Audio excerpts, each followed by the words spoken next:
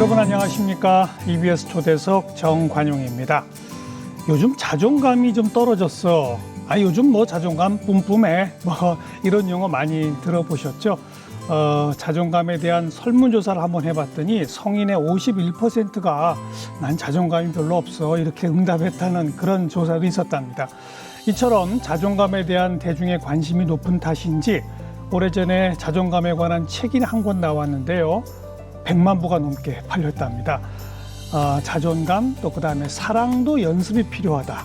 그리고 마음 지구력에 이르는 책, 이 세 권의 책을 잇따라 펴내면서 행복한 이 마음의 길잡이 역할을 하고 계신 분 오늘 초대했습니다.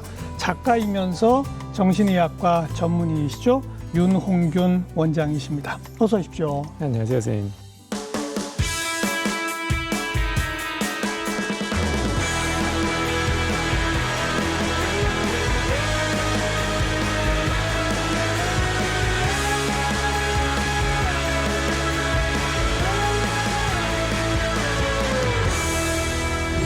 (2016년에) 첫 번째 책이 나왔고 네, 지난해 세 번째 책까지, 그죠? 그렇습니다. 자존감, 사랑 연습, 마음 지구력 이렇게 되는 거죠. 자존감 수업, 사랑 수업, 마음 지구력 이렇게 됐습니다. 작가이면서 정신과 의사를 겸하고 계신 분이 우리나라에 몇 분 계시나요? 상당히 많으십니다. 저희 정신건강의학과 전문의 선생님들께서 또 글 쓰는 것이 어느 정도 트레이닝도 되고 워낙 글 쓰는 걸 좋아하셨던 분들이 많으셔가지고. 그런데 100만 부 넘게 팔린 분은 없습니다. 그죠? 네, 그런 것 같습니다. 그게 2016년에 나온 첫 책인데 네. 100만 부 넘게 팔렸다. 본인도 놀랬죠? 사실 지금도 그렇게 실감은 나지는 않습니다. 외국에서도 많이 출판이 됐다고요? 네네. 뭐 일본, 뭐 중국, 베트남, 태국 여러 나라에서 출판이 됐는데 좀 인도네시아에서 좀 많은 분들이 관심을 가져주셔가지고. 인도네시아? 네, 그 자존감 수업도 그렇고 사랑 수업도 그렇고 좀 요즘에도 SNS 통해서 계속 그 소식을 전해 오시는 분들도 있고. 네. 거기서도 집계가 잘 되고 있다고 소식을 듣고 있습니다. 이게 그 나라마다 처해진 사회경제적 환경이 좀 달라서 네네. 사실 그 정신의학적 측면의 접근은 좀 나라별 특성이 있을 것 같은데. 네네. 근데 자존감 얘기는 세계 보편인가 봐요. 특히 최근 들어서 나라가 막 경제적인 성장을 하고 발달을 하고 있는 나라에서는 워낙 좀 격차도 좀 벌어지고 타인하고 비교가 많이 되면서 어느 정도 잘 살고는 있지만 남들한테 좀 뒤처지는 게 아닌가. 그렇죠. 그런 걱정들을 많이 하시는 것 같아요. 대한민국이 전 세계에서 가장 빠른 고도 압축 성장을 했다는 얘기는 네. 대한민국 국민은 가장 많은 정신적 압박을 받는다는 얘기랑 같은 얘기 아닙니까? 그렇습니다. 특히 이제 베이비붐 세대 분들 같은 경우에 엄청나게 생산 활동을 많이 하셨잖아요. 그래서 많은 생산 활동을 하셨는데 그만큼 어떤 보상을 받으신 분들도 있지만 노력한 것에 비해서 허탈감을 느끼시는 분들도 많고 또 어느 정도 이제 시간이 흐르다 보니까 격차가 자꾸 느껴지고 나만 아픈 것 같고 나만 부족한 것 같고 그래서 힘든데 그래도 너는 잘 살잖아 라는 얘기를 듣게 되니까 어디다 이렇게 토로도 못하고 힘들어하시는 분들이 병원을 자꾸 찾으시는 것 같습니다. 그게 이제 자존감하고 연결이 되는 거지 않습니까? 그렇죠. 자, 오늘 이제 그 세 가지를 배울 건데요. 네네. 첫 번째 챕터부터 네. 자존감이 뭡니까? 한마디로. 주관적으로 자기 자신을 어떻게 생각하는가, 이게 자존감의 좀 가장 기본적인 정의입니다. 그래서 영어로는 셀프 이스팀이라고 하거든요. 이스팀이라고 하는 동사 단어가 있는데 이게 이제 명사로는 에셋이라는 단어를 써요. 그래서 무슨 증권회사나 자산관리회사에 에셋이 들어가는 많이 것처럼 붙죠. 네, 어떤 가치를 평가하다라는 뜻이거든요. 나 자신을 생각해 봤을 때 나에게 어떤 가치가 있는가, 내가 괜찮은 사람인가, 나라는 사람이 만족할 만한 사람인가, 이런 것들을 생각하는 게 자존감의 뜻입니다. 이스팀은 우리말로 번역하면 존중하다 이런 거 아닙니까? 존중하다는 것인데 이게 존중감이라고 번역이 되다 보니까 감정이 아니냐라고 생각하실 수 있는데 감정보다는 자기 자신을 어떻게 평가하는가 생각하는가 약간 이성적인 판단의 개념입니다. 그 평가하는 요소는 뭐가 있습니까, 그러면? 그러니까 일단 가장 중요하고 전통적인 분야에서는 자기 효능감이라고 부르는데요. 자기 효능. 네, 그렇죠. 내가 얼마나 효능이 있는가, 능력이 있는가. 예. 그래서 뭐 경제적인 능력이 있는지, 매력이 있는지 이런 것들을 생각하는 거다 보니까 많은 이제 부모님들이 자기 자녀를 자존감 있게 키우려고 능력 있는 사람을 만들어 주려고 노력을 하는 거죠. 그렇겠죠. 그래서 좋은 회사도 다니게 만들려고 좋은 자격증이나 직장을 다니게 만들려고 자기 효능감을 높이려고 노력들을 많이 하시고 우선 어려서 공부부터 잘해야 되죠. 그게 이제 가장 예전에 전통적인 개념의 자존감이니까요. 그러니까요. 자기 효능감을 높여주려고 노력들을 하시고 본인들도 그렇게 하시는데 막상 본인이 효능감이 올라가서 내가 능력이 있다. 나는 돈도 잘 벌고 매력이 있다. 그런데도 자존감이 낮으신 분들이 계세요. 그래요? 그래서 그거는 자기 효능감도 중요하지만 이게 자기 효능감이 약간 이성적인 개념이라면 이 사람이 이성만 가지고 있는 게 아니잖아요. 사람에게는 기본적으로 내가 원하는 인생을 내 마음대로 살고 싶다라고 하는 욕구도 있거든요. 그렇죠. 그래서 자기 효능감뿐만 아니라 자기 조절감이라는 게 있어서 조절. 그렇죠. 내 인생을 내가 마음대로 내가 원하는 대로 핸들링하고 있는가. 예. 이것이 또 상당히 중요한 개념입니다. 능력이 굉장히 뛰어나지만 너무너무 바빠서 자기 마음대로 못 사는 사람들, 그런 사람들 말하는 거죠? 그렇죠. 사실 내가 원하는 삶은 따로 있는데. 그렇죠. 이러다 보면은 능력이 있다는 건 알겠는데 행복하거나 즐겁게 살 수가 없는 거죠. 자기 효능, 그다음 자기 조절. 자기 인생을 자기가 조절한, 그렇죠. 통제할 수 있는. 그렇죠. 오. 그런데 또 어떤 분들 이런 분들 계세요. 선생님, 그래서 저는 너무 좋아하는 게 알코올입니다. 저는 하루에 한 잔씩 이 소주와 맥주를 섞어서 폭탄주를 마시는 게 너무 행복합니다. 하시는 분들이 있거든요. 그럴 수 있죠. 그런데 본인이 원하는 인생을 산다고 하더라도 그게 본인의 건강이나 안전을 위협하고 있다면 한쪽으로는 허탈할 수밖에 없는 거예요. 뭐 무슨 약간의 중독 이런 거. 그렇죠. 중독자분들도 많이 계시지만 어떤 범죄의 피해를 보셨거나 치안이 불안정한 국가에서 살고 계시는 경우, 사회 시스템적으로 정의롭지 않은 시스템에서 일을 하시거나 생활을 하시는 경우에는 내가 안전하지가 않기 때문에 효능이 있어도 자기 조절이 돼도 자존감이 무너질 수밖에 없는 겁니다. 그래서 제가 생각하는 개념은 자기 효능감 또 자기 조절감뿐만 아니라 자기 안정감 그렇죠. 바탕이 되어 있어야 자존감도 올바르게 설 수 있어서 이 세 가지 축이 상당히 중요한 요소라고 생각합니다. 어찌 보면 자기 안전감이 가장 바탕이겠군요. 그렇죠. 거기 위협받으면 뭐 능력이 있어도 제대로 못 사는 거 아닙니까? 그렇죠. 그러니까 자존감 문제는 개개인의 생활과 인간관계도 중요하지만 어떤 사회를 우리가 살아가고 있는가, 어떤 사회에서 우리가 생활하고 있는가도 상당히 중요한 요소가 됩니다. 네, 자기 효능, 자기 조절, 자기 안전. 이 세 가지를 합치면 그게 자존감이다. 처음에 제가 그 자기 효능이라고 하는 말씀을 들을 때 어려서 공부 잘하는 학생 1등은 한 명밖에 없고 나머지는 다 이제 1등보다 못하는 거 아닙니까? 상대적으로 그렇죠. 그러니까요. 그래서 자기 효능감을 자기의 능력이라는 관점으로 보면 사실상 잘 나가는 한 몇 프로를 뺀 나머지는 다 자존감이 없을 텐데. 그런데 두 번째 자기 조절감 말을 들으니까 뭐 내가 1등은 아니어도 나는 내 인생 편하게 잘 살아. 뭐 이런 사람들도 많으니까 거기서 또 자존감이 채워지는구나. 그런 거군요. 제가 자존감이라는 단어를 좋아하는 이유 중에 하나가 자존감이 안 좋을 때는 흔들릴 때 상당히 불편하긴 하지만 사실 누구나 자존감은 높일 수 있지 않을까 하는 희망의 단어도 보이기 때문에 저는 좀 좋아하고 이것을 초점을 좀 맞추게 된 것 같습니다. 근데 제가 처음에 시작하면서 소개했습니다만 어떤 설문조사에는 우리 성인의 50% 이상이 난 자존감이 없어 라고 했답니다. 왜 그럴까요? 뭐 여러 가지 요소가 있겠지만 아무래도 저희 한국인들은 특히 주변에 열심히 사는 분들이 너무나 많습니다. 네.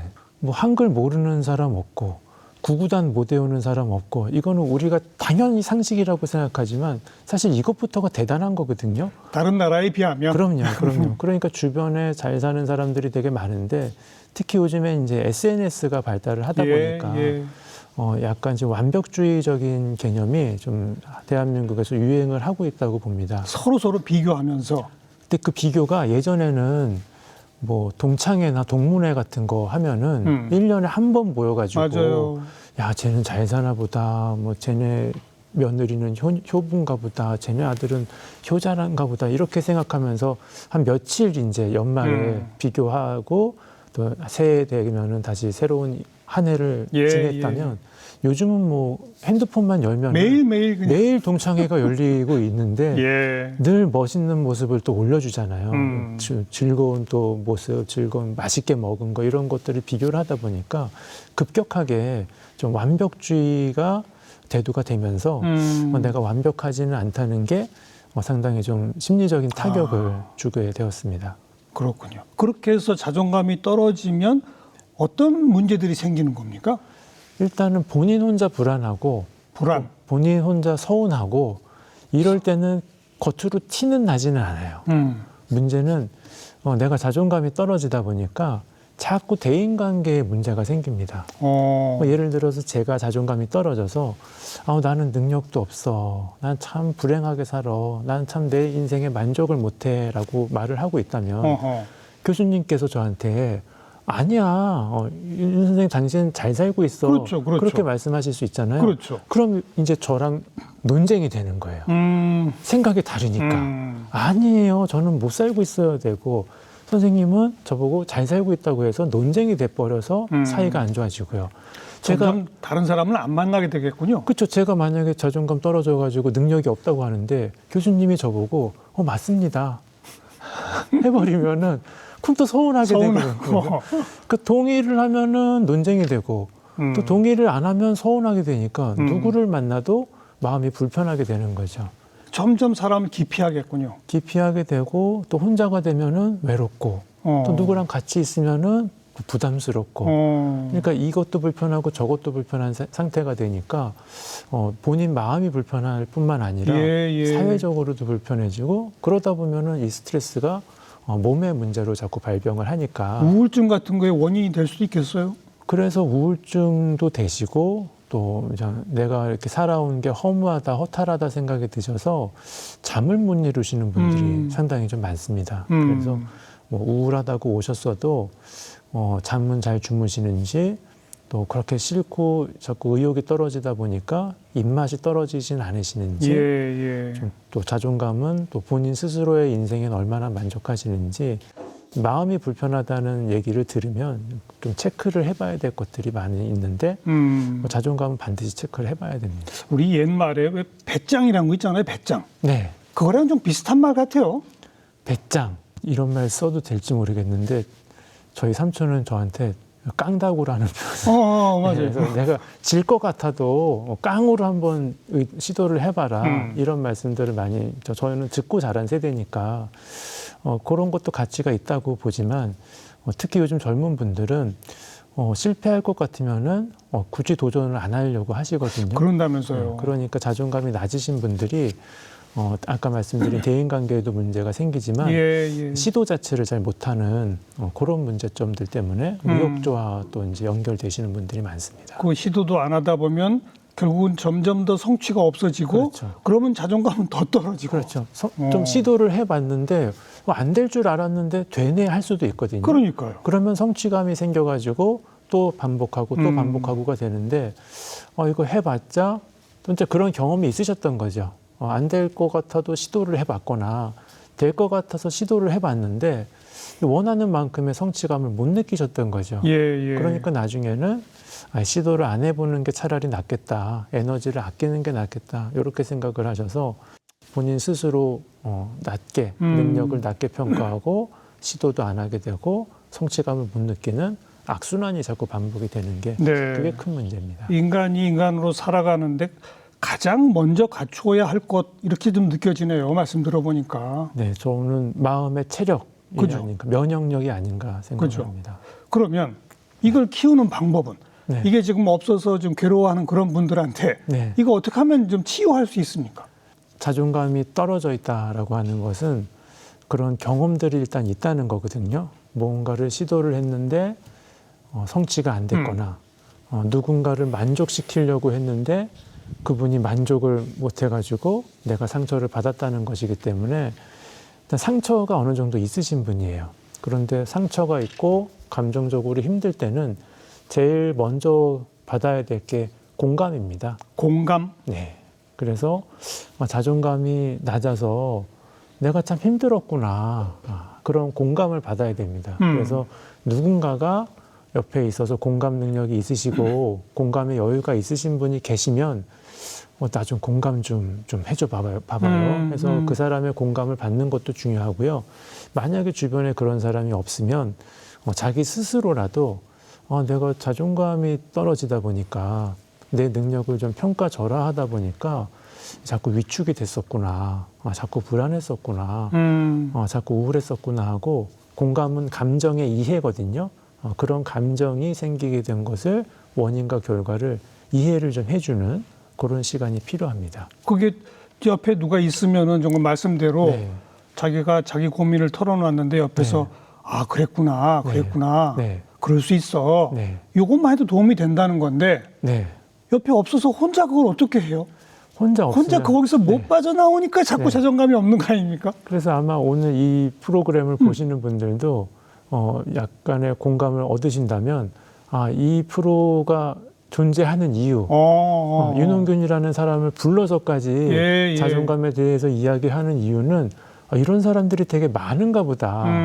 나만 이런 게 아니라 그렇군요. 100만 권이 팔릴 정도로 많은 사람들이 힘들어하는 거 보니까 내가 이런 감정을 느끼는 것은 어느 정도 자연스러운 현상이구나. 이렇게 이제 이해가 되실 거죠. 그래서 누군가가 공감 능력이 있는 분이 공감을 주시는 것도 좋고 또 타인이 못 주는 걸 자기 스스로 공감을 해주는 것도 좋고 아니면 이런 콘텐츠나 또 자연과 함께 있으면 힐링하는 힘이 생긴대요. 자연과 함께. 네, 그래서 나무를 보고 있고 바람 부는 걸 느끼고 있고 요즘 봄이니까 또 밖에 나가셔서 꽃 피는 거를 보고 있으면 자연이 주는 힐링 에너지가 있답니다. 그래서 그런 것들을 많이 보시면서 내가 힘들었던 본인 감정을 나는 왜 이래?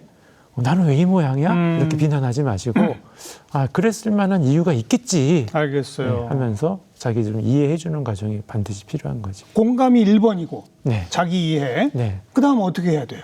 그리고 이제 좀 구체화를 해야죠. 그동안에 내가 자존감이 낮았다면 도대체 어떤 게 문제였을까? 이제 감정이 어느 정도 캄다운이 돼야지 이성적인 판단이 가능하거든요. 이게 순서가 상당히 중요합니다. 그래서 잘못하시는 분들은 구체적인 사고부터 먼저 하시려고 그러는데 안 돼요. 감정이 지금 막 힘든 상태이기 때문에. 그래서 공감을 길게 할 필요도 없습니다. 짧게는 5분, 10분만 하더라도 감정적으로 좀 이완이 되니까 감정이 가라앉히고 난 다음에는 그러면 아까 말씀드린 자기 효능감이 떨어지는 걸까? 자기 조절감이 떨어지는 걸까? 안전하지 않다고 느끼는 걸까? 이제 거기서 이제 또 구체적으로 들어가죠. 그래서 만약에 자기 효능감의 문제라면 내가 어떤 능력이 부족하다고 생각하는 거지? 내가 외모가 자꾸 문제가 있다고 생각하나? 학벌이 짧다고 생각하나? 말을 잘 못한다고 생각하나? 그럼 이제 장단점을 어느 정도 파악을 할 수가 있습니다. 그런 다음에 이제 대책을 세울 수가 있게 되죠. 그런데 많은 분들이 감정적으로 흔들리는 상태에서 자꾸 구체적으로 들어가려고 그러니까 그냥 뒤죽박죽 엉켜버리는 거거든요. 그래서 1단계 공감, 자기 공감을 통해서 감정을 다스리고 감정을 추스리고 난 다음에 어떤 부분이 힘든지 이제 구체적으로 하나하나 들어가 보면 능력이라면 능력의 어떤 요소인지 그렇죠. 그다음 자기 조절감이라면 내가 24시간 중에 그냥 다 회사에다 내 몸을 맡기고 있고 입시에 그냥 24시간은 다 맡기고 있는데 암만 그래도 하루에 한 30분이라도 15분이라도 내가 원하는 걸 내가 마음대로 하는 시간은 좀 있어야지. 그래서 만약에 내 자녀가 자존감, 자기조절감 문제에 시달리고 있다면 그러면 한 하루에 20분, 일주일에 한나절 그 정도라도 부분적으로 채워나가는 작전을 짜게 됩니다. 네, 마음의 기초 체력, 네. 자존감. 우리 원장님도 자존감이 흔들릴 때가 있었어요? 뭐 시대적으로 따져보면은 저는 20대 때가 제일 좀 힘들었었습니다. 젊은 시절? 그렇죠. 의과대학 다닐 때? 그렇죠. 오, 그러니까 이거를 공부가 힘들었군요. 공부는 워낙 예전부터 했던 거니까 낯설지는 않았어요. 그런데. 양이 늘어났다는 그 어. 정도였었고. 근데 문제는 그래도 입시를 치르기 전까지는 제가 학교에서 반에서 공부를 잘하는 편이었어요. 아, 그러니까 의대 갔죠. 그렇죠. 그래서 선생님들도 뭐 인간성이나 뭐 그걸 떠나서 윤홍균이 하면은 뭐 공부 잘하는 애, 똑똑한 애 이런 이제 제 나름대로 자랑거리가 예. 있었는데 의과대학에 들어가는 순간 그 프리미엄이 다 날아가는 거죠. 그 주변에 천재들이 많죠. 천재 뭐 머리 좋은 거 공부 잘하는 것뿐만 아니라 막 악기를 막 잘 네. 다루는 거예요. 예, 예. 저는 그냥 공부만 네. 들이파서 했는데 악기를 잘 다루고 재밌는 얘기를 너무 잘하고 또 교수님들이 오셔가지고 막 열강을 하시는데 막 50, 60대 되신 노 교수님들이 정말 열정적으로 사시고 사명감을 사시는 모습을 보니까 존경스럽긴 한데 나는 못할 것 같다. 나는 이 사람들을 못 따라갈 것 같다. 그래서 겁이 나니까 너무 센 상대들을 만난 거네요. 네, 그렇죠. 처음으로? 지금 생각해 보면은 인생에서 제일 아름다운 시절이었고 저도 열정적인 시절이었는데 한 번 저도 악순환을 타기 시작하니까요. 아, 못할 것 같다, 안 될 것 같다 이런 생각 드니까 저 이제 게임에 저는 좀 빠졌었어요. 현실에서는 나보다 잘난 사람들, 멋있는 사람들이 너무 많은데 어쨌든 게임 속 세상에서는 좀 뭐 잘한다는 소리를 이제 좀 여기서도 들을 수 있고 그러니까 자꾸 이제 예. 현실보다는 현실을 도피해서 그렇죠. 게임 세계 속으로 빠져버린 거군요. 그렇죠. 그러니까 성적은 더 떨어지고 그렇겠죠. 이제 뭐 인정도 더 못 받게 되고 그럴수록 더 이제 회피를 하게 되는 거예요. 어떻게 극복했어요? 의사가 되신 걸 보면 극복하신 건데.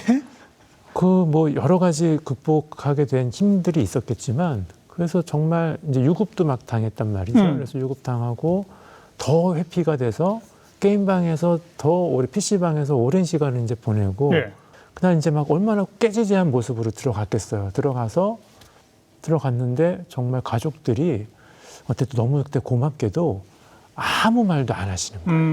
아무 말도 안. 그러니까 얼마나 그 한심하겠어요. 의과대학까지 들어간 아들이 유급당하고. 동생이 유급당하고 PC방에만 있다가 며칠 만에 깨지지하게 들어왔으니까 얼마나 배기 싫었겠어요. 그런데 정말 아무 일 없다는 듯이 밥 먹을래? 해서 같이 밥을 먹고 예. 밥 먹으면서 뭐 세상 돌아가는 얘기하고 어.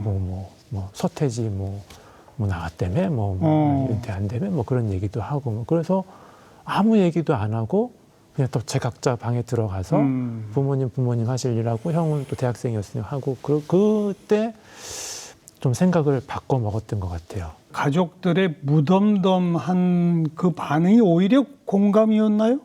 저는 만약에 그때 조금이라도 자극을 줬다면? 자극을 줬으면 바로 튀어나갔을 것 같아요. 너무 창피하고 속상해서 오히려 어긋났을 것 같은데 네. 저는 그때 좀 체험을 했던 게 아무 말도 안 해주는 게 오히려? 이게 정말 고맙다라는 생각이 들더라고요. 그래서 뭐 그런 사랑이죠. 그래서 좀 위기가 있었지만 결국은 가족들만의 알겠습니다. 사랑 받으면서 다시 좀 용기가 좀 났던 것 같습니다. 네.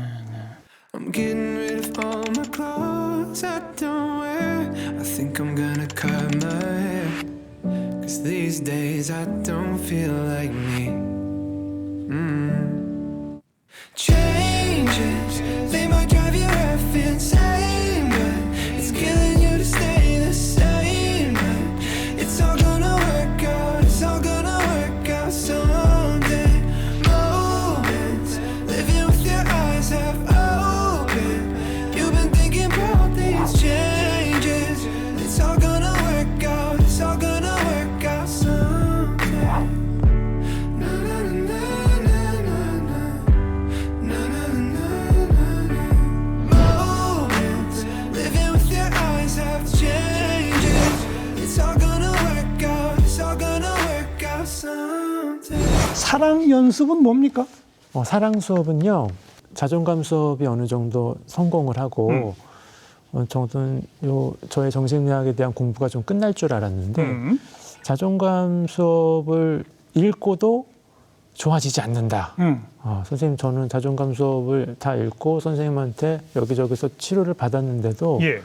나아지지 않는다 예. 하시는 분들이 나타나기 시작했어요. 그리고 치료를 받으시는 분들 중에 선생님, 자존감 좋아졌어요. 저는 자기 자신을 사랑합니다. 그래서 이제 졸업을 하고 종교를 하고 나가셨던 분들이 되돌아오기 시작하시는 거예요. 선생님, 자존감은 높아졌는데요. 자꾸 사람들하고 트러블이 생겨요. 그러니까 결국은 또 자존감이 또 무너졌어요. 하고 오시는 거예요. 그래서 이분들을 도대체 어떻게 도와드려야 되나 보니까 사랑과 관련된 그러니까 자존감은 자기 자신을 사랑하는 거가 기본인데 그렇죠. 자기 자신을 사랑한다라는 단어만 들어도 마음이 막 아프다는 거예요. 이 사랑받아본 경험이 없거나 너무 오래됐거나 내가 분명히 사랑을 받았다고 생각했었는데 사랑하는 사람에게 배신을 당했거나 상실을 경험하신 분들이 오히려 사랑이라는 단어만 들어도 힘들어 하시는 분들이 많아서 결국은 자존감을 좀 완성을 시키려면 사랑과 관련된 상처를 극복을 해야 되는구나라는 깨달음을 얻게 돼서 또 몇 년 작업을 해서 사랑 수업, 안정된 애착을 갖게 되는 그 방법에 대한 정리를 해봤습니다. 자존감은 이제 자기 혼자 본인에 대한 판단이고 감정이라면 네. 결국은 자기 혼자 본인에 대한 판단과 감정도 타인과의 관계에서 만들어지니까 그렇죠. 그렇게 해서 확대되는 거군요. 네, 그래서 확대되면서 끝나야 되는데 자기 자신을 사랑하는 거에서 끝나고 관계 형성에서 사랑을 녹여내지 못하면 그게 실패하면 네, 다시 결국은 자존감 상실로 다시 떨어지는 걸로 돌아오더라고요. 안정적 애착, 안정형 애착 네. 방금 그런 표현 쓰셨어요? 네네. 그게 무슨 뜻입니까? 그러니까 사람들은 자기만의 인간관계를 형성하는 하나의 틀이 있다는 거예요. 틀이 있어서 그 틀이 자꾸 반복된다는 겁니다. 그래서 이게 각인 이론이랑은 조금 비슷한데요. 그래서 그 안정 애착을 가지고 있는 틀을 가지신 분들은 거의 모든 사람들을 만나도 안정적으로 대처를 하고 반응을 하는데 안정적 애착이 아니라 불안정 애착을 가지고 계신 분들은 누구를 만나더라도 비슷한 패턴으로 자꾸 인간관계가 힘들어진다. 이렇게 이제 분리가 되는 거죠. 그 안정적 애착은 처음에 네. 어떻게 생기는 건데요? 그래서 사람들마다 애착이라고 하는 관계의 틀이 두 가지 관점으로 형성이 되어 있습니다. 구성이 되어 있습니다. 그래서 첫 번째 관점은 세상에 대한 관점, 세계관이죠. 세상을 내가 어떻게 바라보고 있느냐, 세상을 긍정적으로 보고 있느냐, 부정적으로 보고 있느냐. 그리고 두 번째는 자기 자신에 대한 관점, 자아관이죠. 그래서 자기 자신을 긍정적으로 보냐, 부정적으로 보냐. 이게 이제 가장 좀 넓은 범위의 애착의 이야기인데요. 그래서 안정적 애착을 가지신 분들은 세상도 긍정적으로 보고 자기 자신도 이제 긍정적으로 보는 거죠. 그래서 만약에 오늘 이런 인터뷰가 있다. 그럼 저도 여기에 올 수 있었던 것은 제가 어느 정도 안정적 애착을 갖고 있는 거죠. 그래서 교수님이 잘 얘기를 해주시겠지. 세상에 대한 긍정적이고 많은 스태프분들이 도와주시겠지 하고 나도 가서 잘 하겠지. 이렇게 이제 만나서 우리가 좀 재밌는 대화를 나누고 있는 거죠. 그런데 그 세계관이나 자아관에서 하나라도 부정적인 관점을 가지고 있다면 다가서질 못하거나 내가 너무 불안하거나 이렇게 되는 겁니다. 그럼 이거는 내가 좀 부족하고 불안하면 어떻게 해야 돼요? 어떻게 연습하면 됩니까? 일단은 또 아까 말씀드린 것처럼 자기 공감을 통해서 감정부터 추스린 다음에 요것도 이제 들여다 봐야죠. 내가 세상을 바라보는 관점은 긍정적인가 부정적인가, 또 나를 바라보는 관점은 긍정적인가 부정적인가, 요것을 또 이제 봐야죠. 내가 스스로도 생각해보고 가까운 사람들 내지는 전문가하고도 상담을 할 수가 있고요. 한참 대화를 하다 보면 내가 나 자신을 너무 부정적으로 봤었구나. 그러니까 자존감이 낮은 거죠. 그런 경우에는 두 개로 나뉘거든요. 자기 자신을 부정적으로 보지만 세상은 긍정적으로 보는 분들이 있단 말이에요. 그러면은 세상을 잘 살아가려면 이분들은 불안하니까 상대방한테 의존을 자꾸 하는 거예요. 그러니까 사랑을 하려고 그래도 나는 부족하니까 네가 좀 해줘. 네가 날 도와줘야지 하는 관점으로 사람들을 만나다 보니 좀 애증 관계에 얽힐 수도 있고 집착을 하게 될 수도 있죠. 그런 경우도 있고 또 반대로 세상에 대한 부정적인 인식이 있어. 근데 나는 좀 괜찮은 것 같아. 뭐 이런 경우에는 건강한 자존감은 아니지만 겉으로 볼 땐 자존감이 멀쩡하죠. 높아 보이고 세상을 부정적으로 보니까 웬만하면 좀 혼자 있으려고 하고 많이 회피를 하게 되죠. 그래서 이런 거는 불안정형 애착 중에 회피성 애착이다. 이렇게 봅니다. 그리고 둘 다 섞여 있는 경우가 있겠죠. 나도 부정적이고 둘 다 나쁜 경우. 세상도 부정적으로 봐. 예. 이러면은 다가가지도 못하고 물러서지도 못하고 다가갔다가 다시 철수했다가 다시 다가갔다가 왔다 갔다 양가 감정이 있다 보니까 본인도 힘들고 남들도 힘들게 만드는 그런 단계가 있구나. 그래서 내가 어디에 속하는지 혹은 여기서 이제 극복을 해내려면 일단은 최선을 다해서 긍정적으로 좀 보려고 해야 됩니다. 만약에 뭐 안정적 애착이 아니더라고 하더라도 살다 보면 좀 안 좋은 일을 겪을 수는 있거든요. 그래서 운전을 하고 있는데 갑자기 앞차가 확 들어왔어. 그러면은 누구나 화가 나죠. 누구나 불안하지만 그래도 저 사람이 저럴 만한 이유가 있었겠거니, 이유가 있었겠거니 생각을 하고 최대한으로 긍정적인 생각을 하려고 연습을 하는 것이 상당히 중요하고 그것이 잘 내 마음대로 잘 안 된다.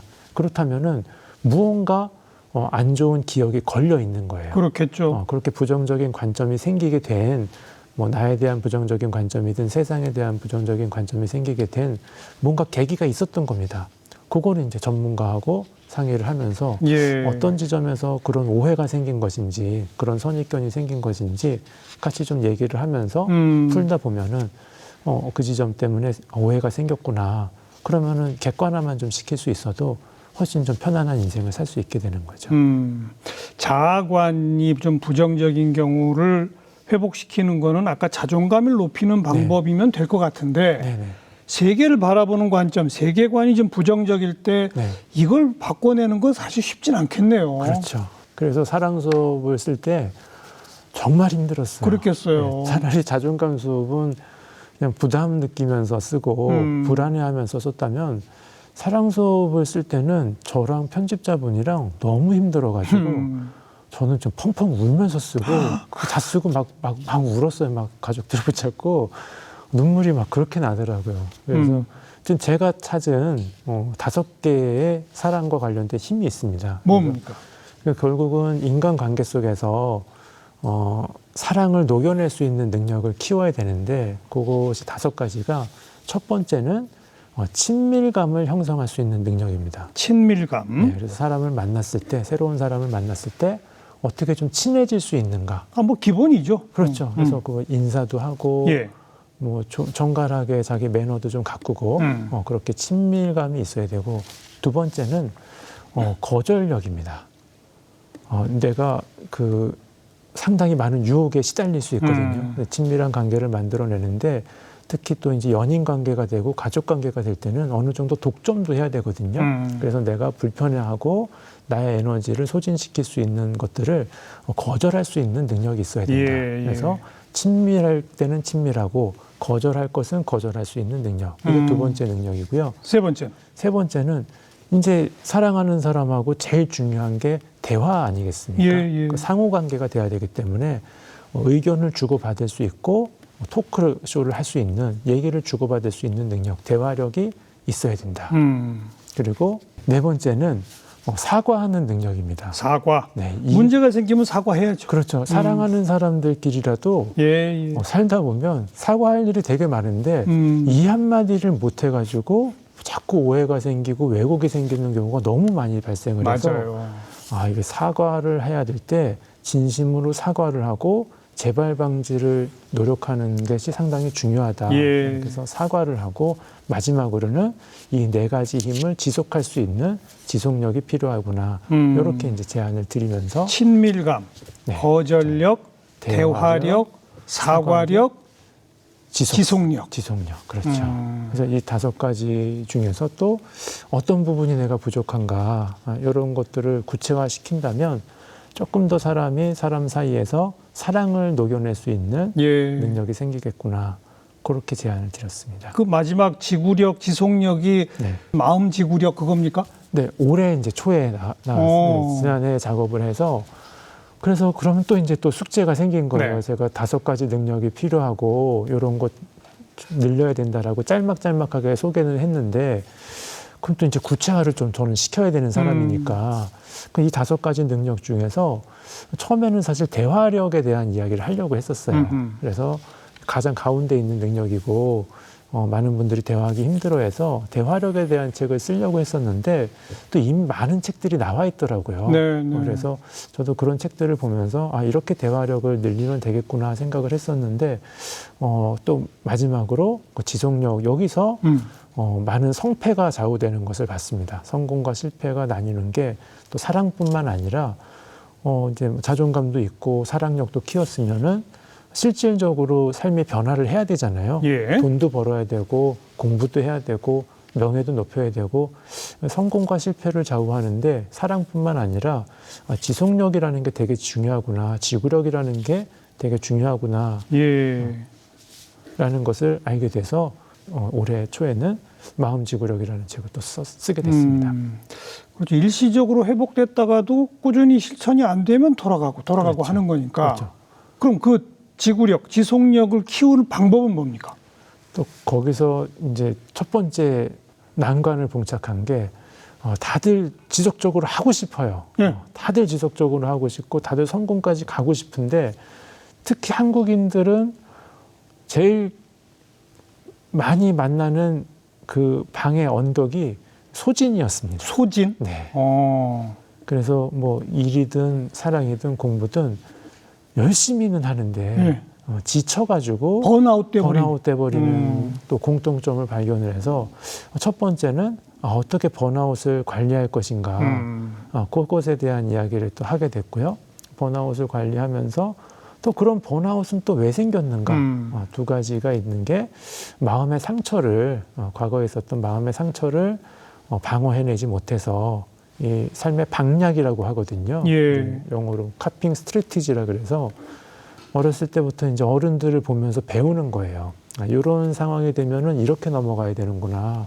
이렇게 트러블이 생겼을 때는 이렇게 서로 사과하면서 넘어갈 수 있구나. 그러면서 방약이 있어가지고 자기만의 전략 전술이 있었어야 되는데 그게 잘 학습이 안 되다 보니까 빨리 지쳐버린다는 사실을 알게 돼서 소진 그리고 상처 또 마지막으로 대한민국의 유행이 지금 되고 있는 완벽주의 예, 예. 이 3가지를 피해가는 그것을 적응해가는 힘이 마음 지구력이다 이렇게 이제 구성이 됐죠. 네. 첫 번째 그 번아웃, 소진, 내가 지금 그런 상태에 빠졌다. 네. 어떻게 극복해야 합니까? 네.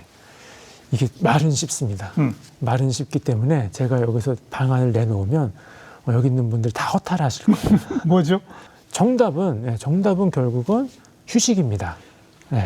그럴 줄 알았어요. 그렇죠. 여기까지 말을 하고 강연을 다녀도 예. 이 얘기를 들으면 근데 그 방법밖에 없죠. 그런데 이제 이유는 휴식이 필요하다는 사실을 알면서도 못 한다는 게 문제예요. 예. 우리가 하도 어렸을 때부터 거의 세뇌되다시피 근면성실의 미덕을 강조됐기 때문에 그리고 하면 된다, 안 되면 되게 하는 게 이게 정신력이다라고 생각들을 했기 때문에 함부로 휴식을 취할 수가 없어요. 네. 그래서 아프고 병이 나고 그렇게 몇 번 고비를 넘기경 그제서야 이제 휴식을 이제 찾게 되는데 저는 그것도 이제 원인을 찾고 해결을 해야 되는 사람이니까 그러면은 왜 휴식을 못 하게 됐을까? 이제 휴식을 앞으로 하려면 번아웃 전에 예방을 하려면 어떻게 해야 될 것인지 또 그걸 이제 정리를 또 해본 거죠. 끝도 없네요. 결국은 그러니까 항상 자기를 좀 객관적으로 들여다보는 게 1번인 것 같아요. 그렇죠. 내가 지금 지치고 있구나. 네. 내가 지금 번아웃이 오려고 하는구나. 네. 뭐 내가 지금 좀 나 스스로 상처를 받고 있구나. 네. 내가 불안하고 이런 걸 느끼는 거. 이게 네. 1번 같아요. 그게 느낌인 것도 체크하고 본인 자기 자신을 체크해야 되고 또 주변의 사람들을 체크를 해줘야죠. 내 컨디션이 어떤지, 요즘 내 마음 상태가 어떤지, 내가 가시돋침말을 체크해야죠. 하고 있는지. 그리고 제일 중요한 건 뭐냐면 소진이 되어버리면 더 이상 능률이 오르지 않는다는 겁니다. 당연하죠. 효율이 떨어진다는 건데 우리가 잘못 생각하고 있는 게 뭐냐면 열심히 노력할수록 성공한다, 정비례된다라고 생각하는 경우가 많아요. 그래갖고 내가 나 자신을 갈아놓고 내가 희생할수록 남들이 행복해진다. 정비례라고 생각하는 오해가 있다 보니까 예. 그렇게 돼서 저는 그게 아니라 어느 정도 꺾인다. 처음에는 정비를 하다가 나중엔 오히려 실패를 앞당기게 된다. 그러니까 쉬어야 된다. 그렇죠. 그래서 어느 기점이 내가 그 야구 선수들이 한계 투구수라는 게 있거든요. 그럼요. 선수들마다 한계 투구수가 있듯이 나의 한계 노동수는 노동 시간은 몇 시간인지 그 지점을 이제 찾는 연습을 알겠습니다. 같이 하게 됩니다. 네. 다시 처음으로 돌아가서 쓰시는 책마다 베스트셀러가 돼서 궁금하다 했더니 알고 보니까 의사 되기 전에 원래 작가가 꿈이었다면서요? 그렇습니다. 어떻게 작가 꿈을 갖게 됐어요? 제가 초등학교 4학년 때 저희 담임 선생님이 글쓰기를 적극 권장하시는 선생님이셨어요. 전 너무 그때 행운이었다고 생각하는 게 그래서 그때 이제 담임 선생님이 모든 교과를 가르치시니까 스케줄 조정을 하실 수가 있잖아요. 그래서 일주일에 1시간은 전체가 다 글쓰기 시간으로 만드셨어요. 예. 그래서 그 시간 1시간 동안 누구나 이제 그 16절지라고 하는 거 접어가지고 글을 쓰게 했습니다. 그런데 그 시간에서 제일 잘 쓴 학생을 다음 시간에 호명을 해요. 그래서 네가 쓴 글을 읽어봐라. 발표시키고. 발표를 시킵니다. 그럼 박수를 쳐줘요. 그래서 저희 반 친구들은 정말 대부분이 나중에 작가가 되고 싶다. 글 쓰는 사람이 되고 싶다. 이제 그런 생각을 했던 그때부터 거죠. 작가가 꿈이었는데 왜 의사가 됐어요? 글쓰기를 좋아하는 했는데 잘하지 못했던 거죠. 이걸로는 못 먹고 살겠구나. 네, 그렇죠. 그때도 어느 정도 이제 현실적인 파악이 되잖아요. 알겠습니다. 파악이 돼서 글쓰기는 잘하고는 싶은데 잘 안 되고 어떻게 해야 되나 그 고등학교 때 이제 돼서 현실적인 이제 고민을 하다가 도서관에서 책을 한 권 읽었는데 엄청난 충격을 받습니다. 어떤 책이에요? 그때 이제 에로스 타나토스라는 책이었었는데 그냥 우연히 책을 읽게 돼서 보고 있었는데 정말 그 청소년 시절에 사춘기 시절에 제 마음을 누군가가 다 들여다본 것 같은 거예요. 이 책은 도대체 어떤 사람이 이런 책을 쓰는 건가 해가지고 봤더니 여기도 출연하셨었는데 정신과 의사 선생님이신 이남희 교수님께서 그때 이제 쓰신 거예요. 그래서 서울대 의과대학 정신과학 교실에 이남희 교수님이 쓰신 거예요. 그래서 그 책을 보고 그걸 고등학교 때 읽었다고요? 그렇죠. 그게 이제 청소년 심리에 대해서 쓰셨던 책이었었던 것 같아요. 맞아요. 그래서 그거를 보고 야 이런 공부를 하면은 이런 글을 쓸 수 있는 사람이 정신과 의사가 되어야겠구나. 그렇죠. 그래서 그 정신과 의사가 되려면 어떻게 해야 되는 건지 이제 알겠습니다. 물어봐서 진로를 정해서 여기까지 왔네요. 네. 고등학교 때 인생의 침노가 된 책을 쓴 분이 출연했던 프로에 출연하셨으니 얼마나 영광입니까? 저는 오늘이 너무 진짜 행복합니다. 네. 앞으로도 계속 쓰실 거죠? 네, 그럼요. 그죠? 네. 작가이자 글 쓰는 정신과 의사가 앞으로의 목표이시겠네요. 그렇죠. 근데 책을 쓸 때마다 너무 힘들어가지고 아까 울기까지 하셨다고. 이렇게 뭐 울기까지 하시지 말고 좀 이렇게 차고 넘칠 때까지 좀 기다리셨다가 또 쓰고 네. 그러시면 뭐 앞으로도 계속 우리 사람들의 마음 행복으로 이끌어 주시는 그런 좋은 그 길잡이가 되어 주시기 부탁드리고 오늘 좋은 말씀 잘 들었습니다. 고맙습니다. 불러주셔서 감사합니다. 네.